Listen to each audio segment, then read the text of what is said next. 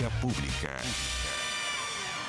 11 de la noche en punto y como siempre les damos la bienvenida a un nuevo Vía Pública en la mitad de la semana, una semana muy política, de mucha reflexión, de analizar los datos, de ver qué va a pasar con las estrategias de cara a la segunda vuelta y también con los nuevos parlamentarios que ya comienzan a entregar primeras declaraciones. Pero en el Congreso, todavía los que son parte del periodo legislativo 2022-2026 están con harto trabajo y hoy estuvo el foco de la noticia porque por 80 votos a favor, 39 en contra y 6 abstenciones, la Cámara de Diputados aprobó la acusación constitucional en contra del exministro de Energía Diego Pardo, esto por su responsabilidad política en el erróneo cálculo de las cuentas de la luz. La discusión y posterior votación en sala se produjo esta tarde en el Congreso, luego de que ayer la Comisión Revisora aprobara el informe. Pese a las abstenciones del Partido Socialista y el rechazo del Frente Amplio y el Partido Comunista, algunos parlamentarios del llamado socialismo democrático y también de Acción Humanista dieron su voto y con eso luz verde a esta acusación constitucional. Ahora el Senado va a actuar como jurado y de prosperar la acusación en contra del exministro Pardo, él quedará inhabilitado para ejercer cargos públicos durante los próximos 5 años. La próxima semana será la Cámara Alta la que se va a pronunciar con, obviamente, todos los senadores presentes en el hemiciclo para decidir algo tan importante que es el futuro político de una exautoridad del gobierno. Bueno, 11 de la noche con 1 minuto, estamos analizando todavía los resultados electorales, pero hay elementos claves para analizar el futuro político del país. Y es que varios partidos, 13 en total, no obtuvieron los votos necesarios, ni tampoco la cantidad de parlamentarios electos y deberán desaparecer probablemente por ahí, por el mes de marzo.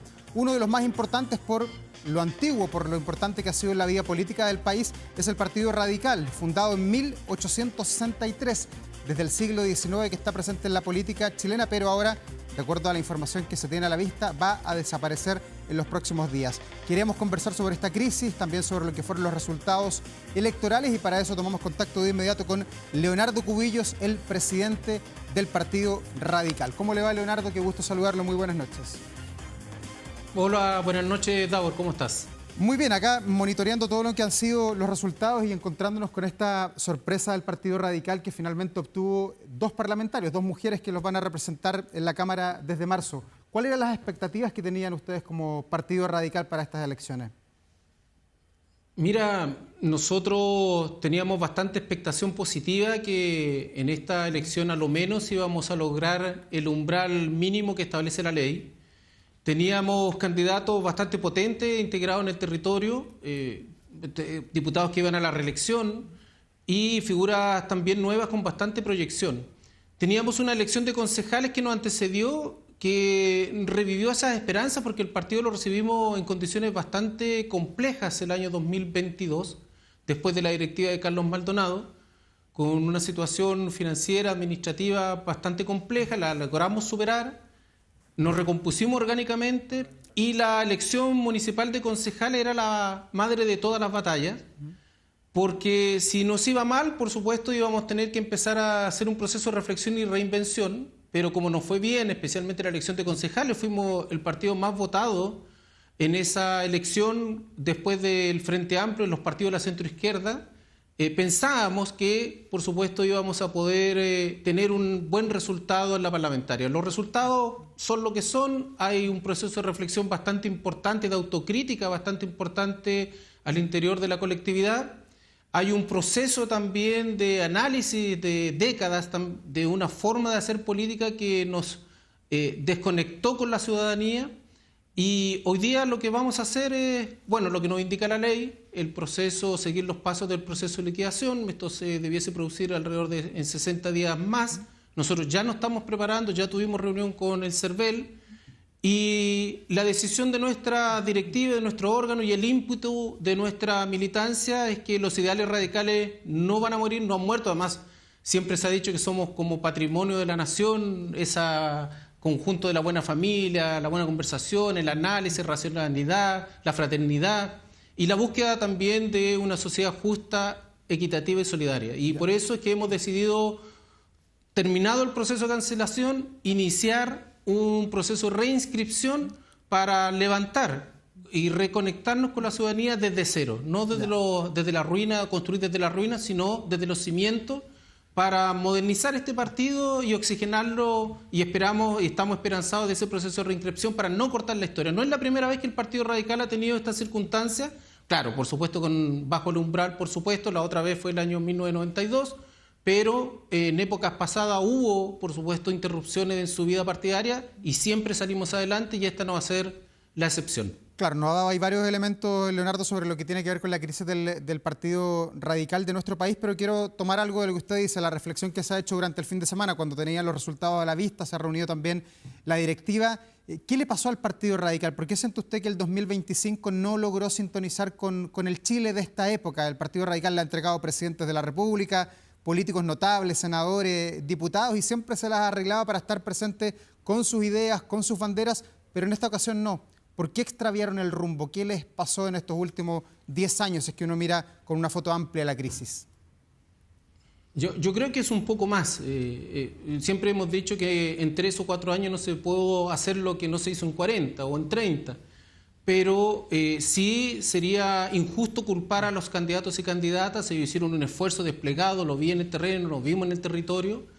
Y el análisis que estamos haciendo es mucho más profundo, aprovechando también esta circunstancia bastante desafortunada, pero que nos va a permitir justamente, a partir de una situación multifactorial, uno si tuviese la receta mágica no estaríamos en estas condiciones. Si uno pudiese también determinar específicamente lo que pasó, diagnosticando la situación por la cual pasamos, hubiese tenido la respuesta inmediata y la hubiésemos evitado. Por lo tanto, este proceso de reinvención pasa no solamente por un quizás agotamiento de la forma en que se hacía política interna al interior del partido, y que quizás le pasa a muchos partidos que van y tenemos que buscar maneras más democráticas y participativas. Nosotros lo intentamos de hacer también en nuestra gestión, pero también hay que mirar desde afuera de cómo nos veía la ciudadanía y cómo nos reconectábamos con ella, quizás con banderas que no supimos interpretar adecuadamente, con demandas que no supimos interpretar adecuadamente, y esa es una lección que tenemos que tomar muy fuertemente para construir de nuevo los cimientos del nuevo radicalismo que estamos muy esperanzados de reinstalar en la vida pública de la nación. Ya, pero Leonardo, no hubo renuncia a los principios del Partido Radical, porque claro, ustedes desaparecen, pero también ha habido una disminución en la fuerza que tenía la democracia cristiana, el Partido Socialista, el Partido por la Democracia, buena parte de lo que hoy día se llama el socialismo democrático. ¿No se dejaron arrasar quizás por las ideas de la izquierda, del Frente Amplio, del Partido Comunista, y los pillaron ahí sin saber qué hacer? Bueno, el análisis lo estamos realizando, un análisis muy racional, muy detenido, muy preciso, y eso es lo que muy participativo también. Tenemos reunión próximamente en nuestro Consejo General, y claramente, como te decía Davor, esto es un análisis que es multifactorial, puede ser esa también una causa, pero la oportunidad que se abre hoy con el proceso político electoral que se nos avecina, con quien gobierne, va a ser muy complejo. Las oposiciones quizás van a ser también muy duras, y hay un espacio inclaudicable para recuperar el centro, y creemos que esta es una oportunidad importante, es una oportunidad histórica, y es por eso que esta circunstancia, que aparece una derrota, claro que es una derrota, es una frustración importante, es una desilusión. Queremos reinventarnos rápidamente, y con este espíritu resiliente que tenemos los radicales, volver a instalar ese discurso, reconstruyendo este centro, esta centroizquierda, que quizás quedó desplazada con el estallido social, quedó desplazada con el silencio, quedó desplazada con la poca reflexión, quedó desplazada también quizás con 2 procesos constitucionales que no supimos interpretar adecuadamente, y hoy es la oportunidad de reconstruir esos cimientos y establecer una identidad de centro izquierda que permita reencantar a la ciudadanía con valores que además el Partido Radical desde el año 1863 ha establecido como básicos: la salud, la educación, el trabajo, la sociedad solidaria, y creemos el crecimiento, la seguridad pública hoy día como gran tema, y esperamos por supuesto reinterpretar y poder recoger la demanda de la gente en este nuevo proceso que vamos a iniciar. Leonardo, cuando usted dice renacer, volver a crear un partido radical, ¿es en solitario y quizás también mirando lo que le pasó a los otros 12 conglomerados, los otros 12 partidos políticos que también van a tener que desaparecer? ¿Usted se siente cerca, por ejemplo, de los humanistas, de la Federación Regionalista Verde, de los demócratas, de los amarillos, de alguno de los partidos que también van a correr la misma suerte que el Partido Radical?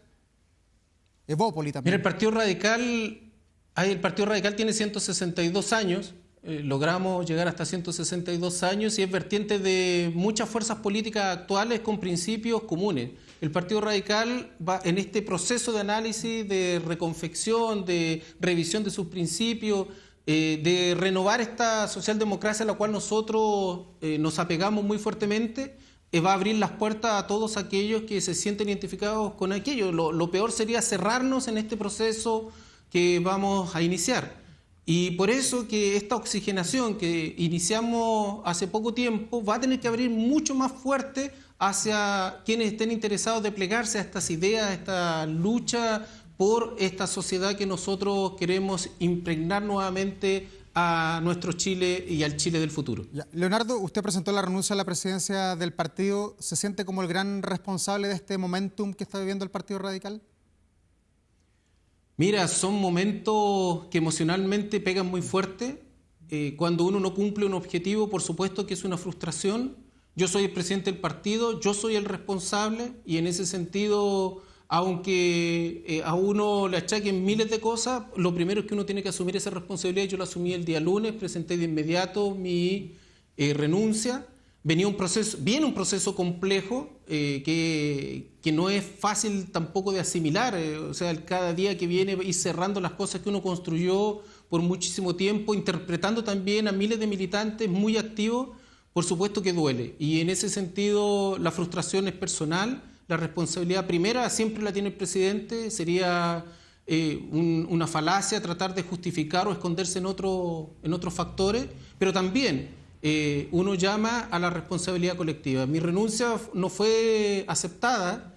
Esa reunión donde estuvieron todos los miembros de la directiva, los presidentes regionales y los frentes nacionales, con expresiones muy conceptuosas, pero también con una autocrítica importante, me pidieron que por favor siguiera en la conducción del partido en este proceso que no es tampoco tan fácil.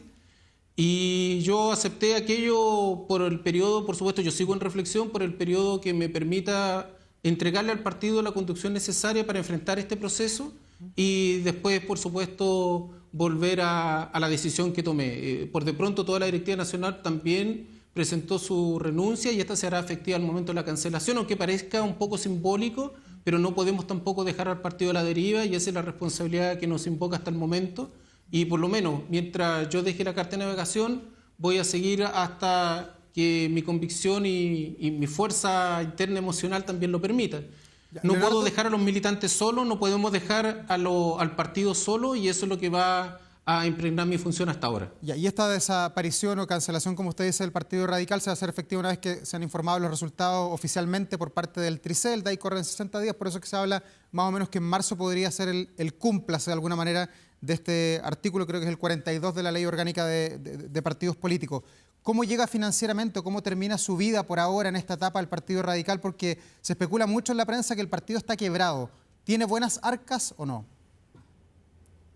Sí, mira, para explicarle a la gente, el proceso de disolución de un partido parte con la calificación que hace el Tribunal Calificador de Elecciones del proceso parlamentario, de la elección parlamentaria. Y una vez que la certifica, informa al Consejo Directivo del CERVEL y el Consejo Directivo del CERVEL tiene 30 días corridos para dictar la resolución de la cancelación de la personalidad jurídica de las distintas colectividades que no cumplieron el artículo 56 de la Ley 18.603. Y en ese contexto es que se requiere en el proceso de liquidación pagar todos los pasivos y con los activos que queden, bueno, se aplican las cláusulas de disolución correspondientes que establecen los estatutos orgánicos de las colectividades. El partido, si bien es cierto, enfrentó y enfrenta una situación también compleja, nosotros lo normalizamos, teníamos balances rechazados muy importantes. el partido, si bien es cierto, tiene un problema o tenía un problema de liquidez, no tiene un problema en sí mismo de quiebra, porque eso es lo que logramos superar. Logramos salvar la sede, logramos salvar esta sede apenas llegamos a la dirección del partido y las transferencias que hace el CERVEL de los recursos para las distintas colectividades se suspenden cuando tú no tienes los balances aprobados y por lo tanto, como ya venía con un retraso importante esos balances, claro que se genera una deuda de arrastre. Pero el partido tiene un patrimonio importante de activos, especialmente bienes inmuebles que donaron nuestros fundadores, que hemos tratado de cuidar al máximo. En nuestra directiva no se vendió ninguna sede, a pesar de los problemas financieros que teníamos. Y ahora, como hay que liquidar y deshacer, bueno, tenemos que ver cómo generamos la recaudación correspondiente para enfrentar este proceso. ¿Por qué digo que no se vendió ninguna sede? Porque en marzo de este año estuvimos también con una situación bien compleja porque el CERVEL se nos notificó de que si nosotros no reintegrábamos los gastos no justificados de las directivas anteriores que superaban casi los 125 millones, claro, lo más fácil es vender. Pero lo que nosotros hicimos un esfuerzo bastante importante de militantes de base, que yo le agradezco aquí públicamente a ellos, que hicieron un importante sacrificio, aportando dinero para recaudar esos recursos, lo logramos, pero bueno, caímos en esta situación tan desafortunada que ahora vamos justamente también a verificar cuáles son las decisiones que vamos a tomar respecto de nuestra carpeta de activos para poder responder a los pasivos. Ya, pero el edificio del barrio París y Londres, que está ahí en la esquina de París con Londres, creo que es Londres 57, ese no se vende, ese se queda para el PR. O sea, el PR ya no va a existir. Hay un lapsus que no va a existir nada y esto vamos a tener que, de acuerdo a nuestra norma de disolución, proceder a entregarlo o donarlos a una entidad, transferirlos a una entidad que eso lo va a determinar finalmente el Consejo General, pero por el momento estamos justamente tomando las decisiones correspondientes para liquidar los pasivos con los recursos que estamos. Va a llegar también unos recursos asociados a las 2 diputadas electas, porque la ley establece un especial de bonus para las mujeres, las diputadas mujeres electas. Eso también va a permitir paliar un poco los pasivos que tenemos de arrastre y vamos a ver si es que es necesario o no recurrir a la venta de alguna propiedad. Ya. Lo demás, todos los saldos que queden, tanto en activo inmueble como en recursos, van a ser destinados, por supuesto, al proceso de reinscripción como centros operacionales. Estamos estudiando con la directiva una fórmula y una estrategia para aquello, en la operativa, en la gestión, como también de recursos, porque todo proceso de esto requiere gasto, pero más que eso, también preocupándonos del contenido y del mensaje que le vamos a mandar a la ciudadanía. Ya. Y más allá del dolor que le provoca a usted como presidente del Partido Radical el que se tenga que extinguir el partido en los próximos días, ¿le parece que el sistema de partidos políticos está obrando de buena manera, que hay una atomización de partidos políticos que impide una buena gobernabilidad en nuestro país, que lo que está pasando ahora con estos 13 partidos que desaparecen es lo que tiene que pasar para ordenar el sistema político en Chile? Mire, las elecciones son muy sabias, quizás se procedió de esa manera, pero siempre nosotros hemos sido enemigos de lo que se denominaba en su momento la fragmentación. Porque el diagnóstico de la fragmentación estaba mal realizada porque se apuntaba a la existencia de muchos partidos chicos.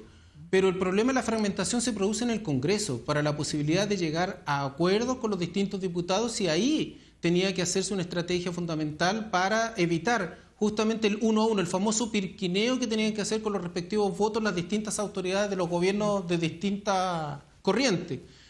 Y eso es justamente lo que apuntaba a la difícil gobernabilidad que se le daba a algún gobierno determinado. Nosotros generamos con los partidos del oficialismo más la democracia cristiana una coordinación con expertos, determinamos una serie de alternativas para superar esas condiciones de fragmentación que no pasa por generar más umbrales, no pasa por establecer más requisitos de entrada al Congreso, sino también pasa por fortalecer el sistema democrático en la actualidad, por ejemplo, fortaleciendo las facultades o la obligatoriedad de los acuerdos de los reglamentos de los comités o de la Cámara y del Senado, o también buscando reglas electorales distintas, eliminando los pactos y fortaleciendo lo que son las listas, que son alternativas que ahora van a estudiar o vamos a tener el tiempo necesario y suficiente para estudiar los distintos expertos. Ya. Pero el tema de la existencia de muchos partidos chicos y establecer reglas para que desaparezcan, nosotros estábamos en absoluta, éramos contrarios a aquella normativa. Recordemos ustedes este proyecto que presentó con acuerdo del PS, el PPD y la derecha en el Senado, donde se estableció un umbral adicional para ingresar al Congreso. Hoy día se da la razón, hay normas suficientes en Chile que permiten ir equilibrando aquello como tú señalaste, Davor, pero también hay que fortalecer el sistema democrático en otras áreas donde creo que está debilitado y esperamos que los partidos que hoy día siguen y nosotros que vamos a reinstalarnos nuevamente como partido podamos colaborar fuertemente en aquello. Ya. Leonardo, usted decía al comienzo de esta entrevista que gran parte de los problemas que tiene hoy día el Partido Radical que terminan con este resultado electoral vienen de la directiva anterior. Usted asumió, entiendo, en julio del año 2022 el mando del Partido Radical. Y uno mira, y lo conversaba ayer en la mañana, estuve aquí con Carlos Maldonado, que hoy día está en Demócrata, y él confirmó que va a votar por José Antonio Kast. ¿Cómo recibe usted esa noticia de un militante que fue compañero suyo de bandera y de partido tantos años? Con vergüenza, Davor, con vergüenza. Yo creo que uno tiene ideales concretos, específicos, tiene una conciencia tranquila cuando uno tiene claridad de los principios políticos que impregna. Y por lo tanto, claramente no me sorprende de Carlos Maldonado que cuando era presidente del partido también y que se dio la situación de Boric y Kast, él señaló de que el programa de Kast era o adhería más a los principios de la concertación que el de Boric. Nosotros quedamos muy sorprendidos en esa ocasión. Soy testigo de aquello, no estoy haciendo una mentira ni tampoco estoy en una falacia, así que no me sorprende, pero me da mucha vergüenza que alguien que sostuvo los principios del radicalismo hoy día esté apoyando a una persona de ultraderecha con los principios del Partido Republicano que no se adhieren en nada al modelo de sociedad que sostiene la centroizquierda y ni tampoco en el modelo de sociedad que la candidata Jara hoy día está tratando de ofrecer a la ciudadanía. Ya. El destino lo van a determinar los ciudadanos el día 14 de diciembre y esperamos que voten informados y viene un proceso complejo político para Chile, sea el que gobierne, y esperamos que el centro se recupere, que es el objetivo que pretendemos como Partido Radical. Ya, pero el giro que tuvo Carlos Maldonado no responde quizás de alguna manera a la falta de visión del Partido Radical de no mirar hacia adelante y mirar mucho hacia la izquierda, algo que le preguntaba en el medio de esta entrevista. El Partido Radical es un conjunto colectivo de personas. Las visiones personales son eso.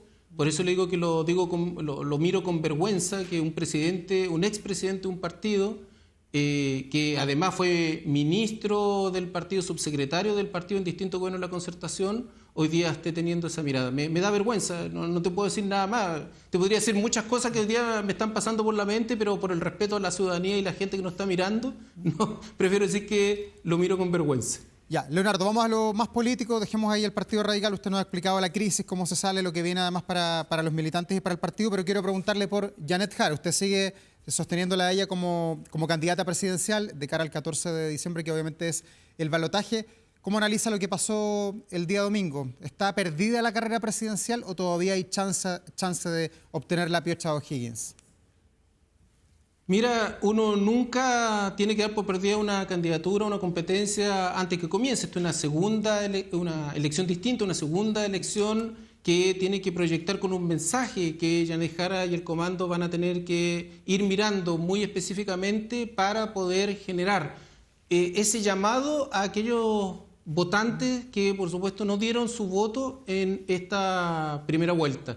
Es un escenario complejo porque las proyecciones nosotros las teníamos casi en un 28%, ojalá con una separación más amplia con los contendores, pero hoy día tenemos ya claridad. Lo importante es que ella ganó esta primaria y hoy día vamos por una segunda vuelta con un mensaje que va a abrirse a los espacios y a aquellos votantes que en esta primera vuelta, como lo señalé, no estuvieron con ella. Esa estrategia la está definiendo el comando, esperamos que pronto tengamos noticias.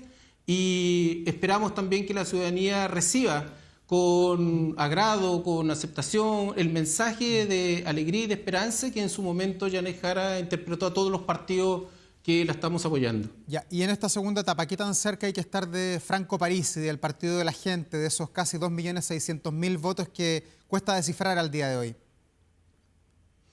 Mira, yo siempre hemos sostenido que las personas no son dueñas de la votación. Si bien es cierto, el comando determinará los acercamientos que tendrán que haber con las distintas candidaturas que perdieron en la primaria, el mensaje va a la ciudadanía, que principalmente se concentró en votar por esas personas.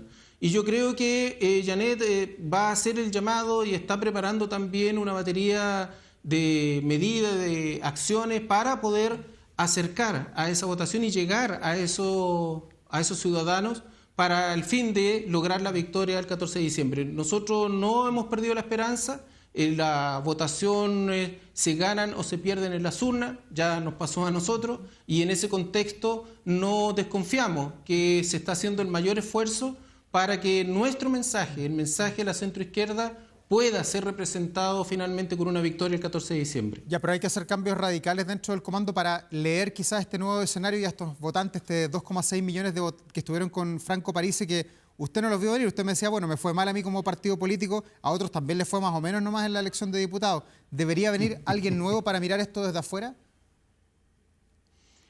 Esas definiciones las tendría que hacer el comando, te vuelvo a insistir, la candidata es la que determina los cambios. Yo creo que siempre es bueno realizar matices, realizar algún tipo de modificación que permita una mirada distinta, pero te vuelvo a insistir, los reforzamientos entiendo que el comando los va a anunciar próximamente, esperamos que sean novedosos, esperamos que sean contundentes también, para justamente llegar a esa ciudadanía que no logramos llegar en primera vuelta. ¿Y están confiados que también algunos votos de Evelyn Matei se inclinen esta vez por Janet Jara, o eso es una utopía? Mira, proyectar las elecciones, incluso ni los mismos cientistas políticos, los expertos en encuestas han logrado hacerlo, pero claramente hay un sector de candidatos de la primaria que se acercan al mundo de la centroizquierda y a los programas que ha sostenido la centroizquierda. Estamos confiados de que, en definitiva, esos votantes, sea de Matei, sea de Parisi, bueno, de Meo, de Artés, puedan integrarse y votar por Janet Jara el 14 de diciembre, porque, como decimos, siempre aquí están en juego dos modelos de sociedad que apuntan de manera muy divergente a los resultados y a cómo se pretende llegar a ellos. El modelo de sociedad de Janet es un modelo centroizquierda que busca una sociedad equitativa, justa, solidaria, con crecimiento, apuntando también a la seguridad pública. ¿Para qué? Para fortalecer los derechos sociales y no tener retrocesos. El caso de José Antonio Kast lo hemos visto. Él mismo ha anunciado, no ha logrado explicar cómo va a realizar esta reasignación o recorte de 6.000 millones de dólares. Va a implicar necesariamente hacer recortes en materia social. Y bueno, la gente tiene que darse cuenta entonces de cuál es el modelo que queremos hacer, cuál es el modelo que queremos construir y cuál es el modelo al cual queremos llegar. Janet Jara pretende hacer ajustes graduales para efectos de no cargar con pobreza estos ajustes y bueno, José Antonio Kast todavía no logra explicar aquello. Esperemos que esta segunda vuelta nos logre determinar esa incerteza que él ha instalado en la opinión pública respecto a su programa.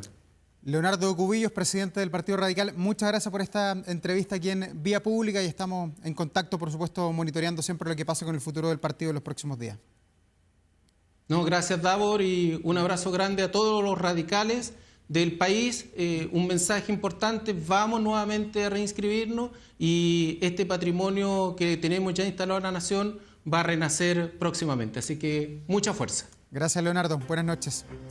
Y vamos a continuar conversando sobre política con un diputado que ha sido reelecto durante este fin de semana, representante del Partido Republicano, una bancada que crece además considerablemente, va a llegar a 32 diputados, va a ser la más grande de la Cámara. Saludamos al diputado José Carlos Mesa, diputado republicano del Distrito 9. ¿Cómo le va? Muy bien, muchas gracias por la invitación y el espacio. Bueno, diputado, ¿cómo llega esta segunda reelección? ¿Más maduro, más ponderado? El Partido Republicano ya no es el partido nuevo de hace 4 años. Espero que más maduro, eso lo dirá la gente. Uno nunca es buen crítico de sí mismo, pero sí, como partido también más conscientes de la responsabilidad que tenemos. Estos 4 años fueron años para nosotros de aprendizaje y también de decirlo de alguna manera, instalación de un estilo. Buscamos diferenciarnos del resto de las bancadas por ejemplo, tomando decisiones colectivas a la interna y hacia afuera, manteniendo la unidad. Nosotros hemos buscado destacar por ser la bancada más disciplinada, particularmente una cuestión que siempre que puedo lo digo, hay un estudio de Anholster, creo que se llama la empresa que lo hace, donde me posicionó a mí como uno de los diputados más disciplinados del Congreso. Para nosotros eso, lejos de ser como una crítica, es un aliciente a seguir trabajando de esa manera, porque creemos que la política se hace así, con disciplina y con unidad. Diputado, y ahora va a costar más ser ordenado, porque claro, cuando había 13 diputados era una conversa antes de entrar probablemente a la sala y se podían alinear, pero hoy día cuando son más de 30, cuando son 32 personas que hay que poner de acuerdo, ¿va a ser más complejo mantener esa disciplina o no? Evidentemente va a ser más difícil, porque si ya éramos 13 temperamentos, 13 estilos muy diferenciados unos de otros, ahora vamos a tener 32 temperamentos, 32 estilos muy diferenciados. Pero afortunadamente en el Partido Republicano en general se instaló esta forma de hacer política. Lo hemos hecho nosotros estos 4 años en el Congreso. Se hizo, por ejemplo, durante el Consejo Constitucional. Todos nuestros consejeros constitucionales fueron muy disciplinados y muy ordenados a la hora de trabajar. Y yo por lo menos tengo la fortuna de conocer a gran parte de los nuevos diputados del Partido Republicano. Hago harta vida de partido, viajo por Chile, conozco a muchos de ellos. La noche del día domingo llamé, yo le diría que de los 32, de los 20 y tantos nuevos, yo debo haber llamado a 18 esa noche y a los últimos que me faltaron los he estado contactando estos días. Y me he dado cuenta que hay una predisposición de parte de ellos a mantener esa unidad, porque también han visto el trabajo que nosotros hemos hecho y quieren ser parte de eso. Ya, oiga, diputado, ¿y van a jurar los 32 parlamentarios el 11 de marzo como militante del Partido Republicano o puede de alguna manera alguno renunciar al partido? Porque en el ciclo pasado, antes de, renunciaron 2 diputados. Sí, yo Johannes creo que Kaiser y de la Carrera. nosotros tenemos la expectativa de que cuando lleguemos al Congreso incluso exista la posibilidad de que la bancada pueda incrementarse de alguna manera. No es el momento hoy día de estar vaticinando quiénes se podrían venir, pero yo sé de algunas personas que miran con buenos ojos la bancada del Partido Republicano. Los 32 no son todos militantes. Hay algunos que son independientes y que esperamos convencerlos de aquí al 11 de marzo a que militen en el partido. Ya, 32 es mucho, es harto, pero no es la mayoría. Hay que tener más de 78 votos para tener agua para el molino. ¿Cómo se hace para gobernar de alguna manera la derecha política en el Parlamento, pensando en todo lo que pasó, en todo lo que se dijeron, sobre todo en esa discusión de la reforma previsional con los que hoy día conforman Chile Vamos? Yo fui uno de los más críticos y los más duros durante la tramitación de la reforma previsional, y creo que la forma de gobernar una Cámara donde el Partido Republicano no es mayoría, donde ningún partido es mayoría, donde ni lo que podríamos llamar propiamente la derecha es mayoría, llegamos a 76 de los 78 votos mínimos para ser mayoría, donde la izquierda está muy lejos de serlo, están 61 votos, y donde la conformación de una bancada al centro, que es el Partido de la Gente, va a ser fundamental en esto.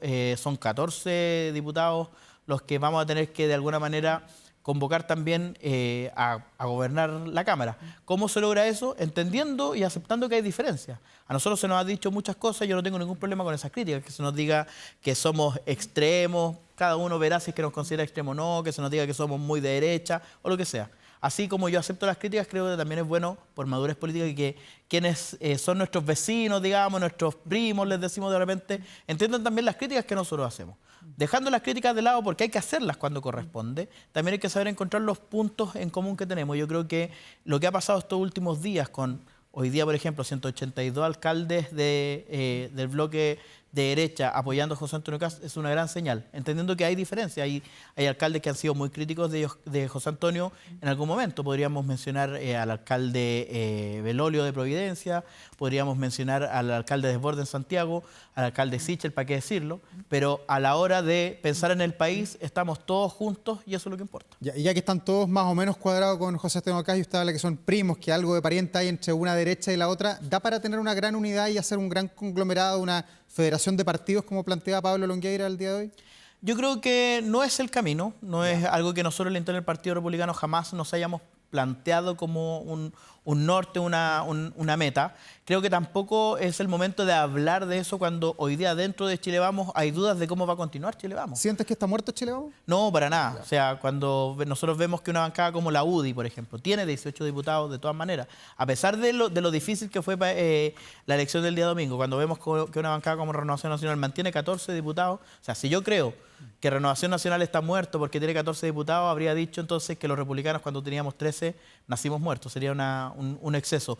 No soy yo el encargado de hacer el acta de defunción de ningún partido político, eso lo dirán las leyes y hoy día tanto la UDI como Renovación Nacional cumplen con creces los requisitos para mantenerse en vigencia y son ellos los que van a decir en qué forma se irán trabajando. Ya, y con los 14 parlamentarios que sacó el partido de la gente de Franco París, ¿se siente que la Cámara de Diputados quedó más cargada a la derecha o más cargada a la izquierda? ¿Cómo lee esos 14 diputados que uno mira? Hay algunos que son anti-Gabriel Boric, que son muy de derecha, pero también está Pamela Giles y otros que tienen un pensamiento distinto.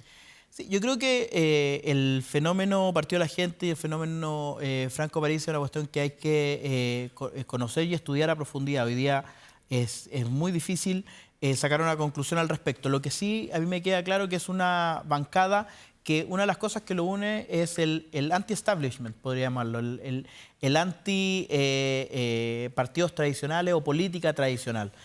Y ahí uno ve, por ejemplo, desde Javier Olivares hasta Pamela Giles, que tienen pensamientos políticos doctrinarios muy contrapuestos, sí hay algo que los une, que están en contra de esta forma tradicional de hacer política, y es ahí donde nosotros de alguna manera como Partido Republicano, que hace 5 años atrás nos levantamos como una crítica a la derecha tradicional, podemos encontrar algún punto en común. Ya, y ahora si es que les toca hacer gobierno, si es que José Antonio gana el presidente de la República, ¿van a pelear menos con los pares de Chile Vamos? ¿Hay una mayor responsabilidad quizás al encabezar el hemiciclo?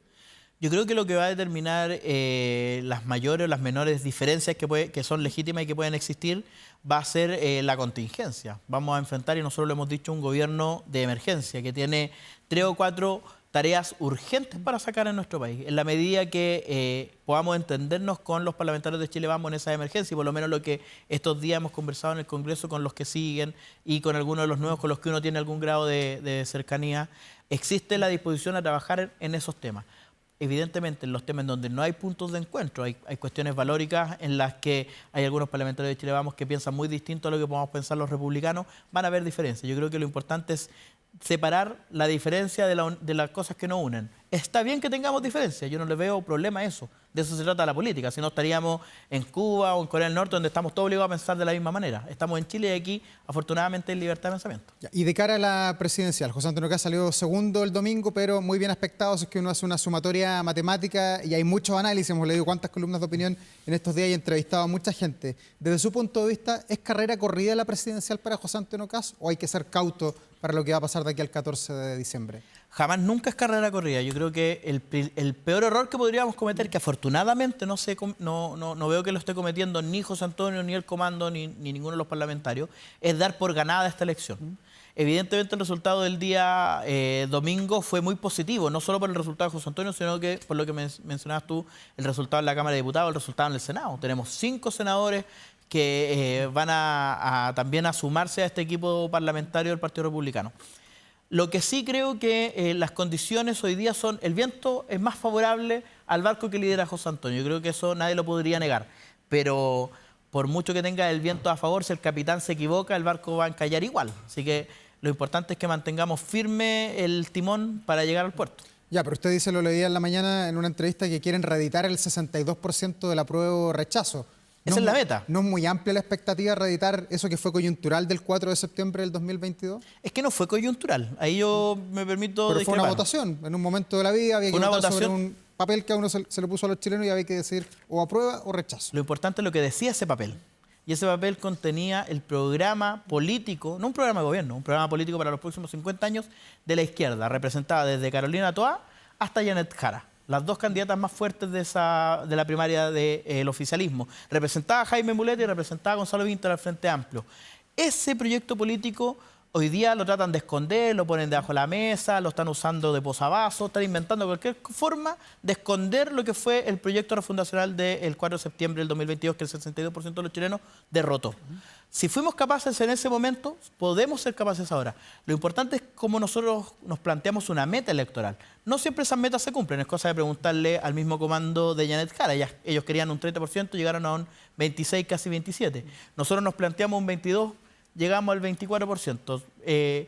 Uno propone y al final es la ciudadanía la que dispone. Ya, porque 62% es sumar todo lo de Matei, todo lo de Johannes Kaiser, casi todo lo de Franco Parisi, eso es un 62% hoy día. Exactamente. Es mucha la expectativa. Es que si no nos vamos a plantear expectativas altas, mejor nos vamos para casa. José Carlos, ¿y cuál es la estrategia que debe seguir a su juicio José Antonio Kast en las próximas semanas? Está en el sur de Chile, ha iniciado una gira en la Araucanía, fue a la región de Los Ríos, entiendo que ahora va al norte. ¿Ese es el camino para que pasen, ojalá rápido, me imagino, para todas estas 4 semanas? Es el camino que nos planteamos hace 6 años atrás, o hace 7 te diría yo incluso. En enero del 2018 yo fui convocado por José Antonio a trabajar en los inicios de lo que era en esa época Acción Republicana, corporación que hasta el día de hoy existe. Me tocó primero trabajar en la parte territorial y luego dirigirla como director ejecutivo. Y nos planteamos una meta que fue recorrer las 345 comunas de Chile que tienen municipios. Chile tiene 346 comunas, salvo la Antártica chilena que no tiene un municipio. Y hasta la pandemia nosotros habíamos llegado a 220 comunas. Yo tengo, por así decirlo, lo digo siempre, el récord de conocer 2/3 de Chile. Pero no conocerlo como turista, sino que conocerlo por haberme reunido con alguna junta de vecinos, haber visitado algún cuartel de carabineros, haber visitado alguna iglesia católica o alguna iglesia evangélica, de haber hecho trabajo en terreno en 220 comunas del país. Y José Antonio, luego de eso, siguió recorriendo una vez que ya la pandemia nos permitió retomar el trabajo territorial. Y hoy día está a escasas 2 o 3 comunas de haber Dice que le falta Juan Fernández, ¿no? Sí, yo siempre he dicho que Juan Fernández es una comuna emblemática por todo lo que implica para la historia de Chile, por todo lo que implica también para la historia reciente de nuestro país y la carga emocional que ella tiene. Así que espero que antes del 11 de marzo José Antonio pueda pisar Tierra del Fuego también y hacer alguna actividad ahí. Y creo que ese es el camino, porque ese es el camino que nos llevó a nosotros a construir un proyecto político que de a poquito se convirtió hoy día en un proyecto político quizás el más relevante actualmente. ¿Significa que en 4 años más lo seremos? Por supuesto que no, yo no quiero caer en esa soberbia tampoco, pero creo que ese es el camino, caminar, conversar, escuchar. Y a propósito de conversar y escuchar, la candidata Janet Jara dice que José Antonio Kast no quiere ir a los debates, que no va a participar en los debates que se están programando aquí el 14 de diciembre. ¿Esa es una estrategia de campaña? O sea, José Antonio Kast va a estar en los debates que tradicionalmente siempre se han estado, en los debates de Anatel, en los debates de Archi cuando se realicen. Si nosotros dejáramos que Janet Jara nos dijera qué es lo que vamos a hacer en esta segunda vuelta, créame que estamos perdidos. Janet Jara no es la jefa de campaña de José Antonio Kast, Janet Jara es la candidata que tenemos que derrotar. Janet Jara es la candidata del continuismo. Y todo lo que nos diga Janet Jara es como que lo diga Gabriel Boric. Si le hiciéramos caso a Janet Jara es como hacerle caso a Gabriel Boric y créame que no vamos a cometer ese error. Se va a poner muy virulenta la campaña porque hemos visto desde el domingo, el lunes hubo una entrevista en este mismo canal con Janet Jara y se le vio ya con otro tono frente a José Antonio Kast. De hecho, criticó al equipo económico, lo vinculó con la colusión de las farmacias.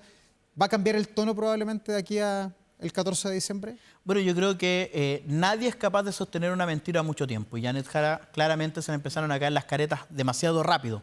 Porque ella siempre nos mostró esta figura, ¿cierto?, amable, simpática, que no se quería pelear con nadie. Pero viendo hoy día que está tan lejos de ganar esta segunda vuelta, que va a hacer todo lo posible. Hemos visto una cantidad de mentiras en redes sociales y en terreno. A mí me tocó llevar a la Contraloría una denuncia en contra de la Subsecretaría de Previsión Social, funcionarios de la Subsecretaría de Previsión Social, en una actividad organizada por el municipio de Renca. Entonces yo lo tengo grabado y lo llevé a la Contraloría, diciéndole a la gente que si no ganaba la candidata de ellos, se iba a acabar la PGU.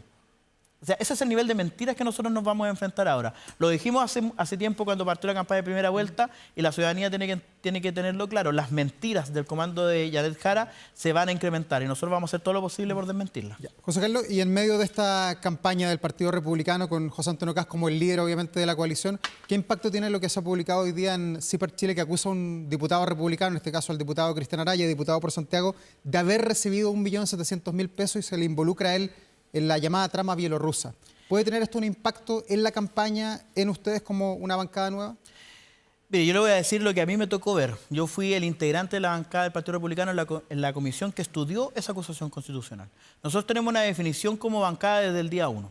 Estudiamos las acusaciones constitucionales en su mérito. Nunca nos hemos dejado guiar por ninguna opinión que no sea la que hemos visto en la comisión. A mí me tocó incluso proponer a algunos invitados en esa comisión, la gran mayoría no asistió. El desempeño de los mismos mocionantes de la acusación fue bastante paupérrimo. Solo vimos al diputado Manucheri presente, la gran mayoría ni siquiera estuvo presente, se dedicaron a estar en sus campañas particulares para sus respectivas reelecciones. Y en esa comisión yo por lo menos llegué a la convicción de que el exministro ahora, señor Ulloa, tenía que ser acusado constitucionalmente, porque las pruebas eran evidentes y sobre todo, y con esto creo que va a quedar muy claro, la defensa fue muy débil, porque la defensa del señor Ulloa reconoció los hechos y los intentó explicar. Ya, entonces, ¿cómo vinculamos eso con el diputado Cristian Araya, que es el que aparece apuntado por este reportaje de que habría recibido estos 1.700.000 No tiene pesos? ningún sentido una acusación así cuando lo que hizo la bancada y lo que hice yo responsablemente como miembro de esa comisión fue votar justamente en contra del ministro Ulloa. O sea, ¿usted lo siente esto como una vendetta o algo así? No, lo siento simplemente como una acusación al voleo, porque incluso el mismo reportaje, lo voy a decir el medio, CIPER, señala en varios de los puntos cuando uno lee ese reportaje, que es bastante corto además, que no hay forma de vincularlo, lo dice por lo menos en 3 ocasiones. Y me llama profundamente la atención, yo he leído muchos reportajes de CIPER, y leer un reportaje de CIPER, usted me imagino que también cuando aparecen estos reportajes se demora un tiempo largo en leerlo, porque son reportajes largos, con muchos detalles, con mucha investigación.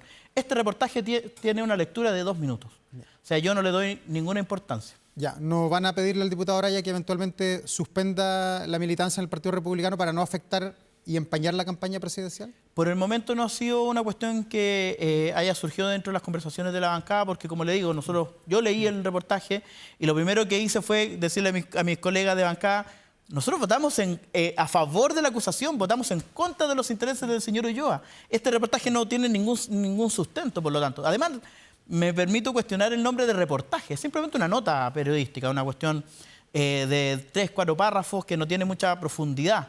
Ahora, también quiero rescatar las palabras del propio diputado Cristian Araya, que ha dicho que él está completamente abierto a responder todas las preguntas que se le hagan, a dar toda la información que se le pida, porque al fin y al cabo él hasta el momento se entera de esta, comillas, vinculación por el propio reportaje.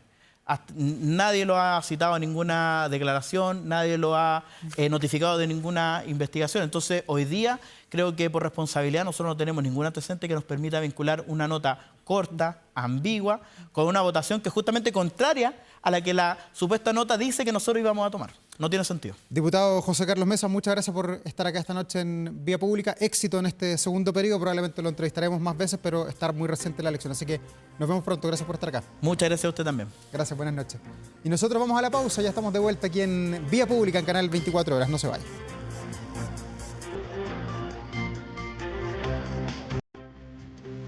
Once de la noche con 54 minutos, ya estamos de regreso en Vía Pública, terminando la jornada de día miércoles, esta semana que ha sido muy política y muy cansadora también para los periodistas, hay que sincerarlo, ya que desde el domingo, desde muy temprano, estamos también viendo lo que han sido las votaciones para elegir a las autoridades de nuestro país. Pero hay más noticias, no todo es política, también hay fútbol y espectáculos. Veamos qué se publica hasta ahora en 24horas.cl. Dice otra vez, Cernac oficia a la productora Fénix y Punto Ticket por cambios en el concierto de Shakira.